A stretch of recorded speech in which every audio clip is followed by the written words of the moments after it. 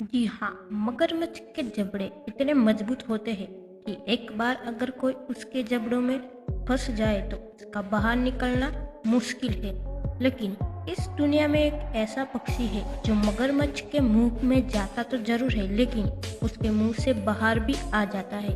तो इस पक्षी का नाम है इजिप्शियन फ्लावर बर्ड। लेकिन सवाल ये है कि ऐसा होता क्यों है। देखिए, ऐसा इसलिए होता है कि वो पक्षी मगरमच्छ के दांतों में फंसा कचरा निकालता है, जिससे मगरमच्छ के दांत भी साफ हो जाते हैं और पक्षी को उसका खाना भी मिल जाता है। अगर आपने हमारे चैनल को सब्सक्राइब नहीं किया है तो भी सब्सक्राइब कर दीजिए और वीडियो को लाइक जरूर कर दीजिएगा।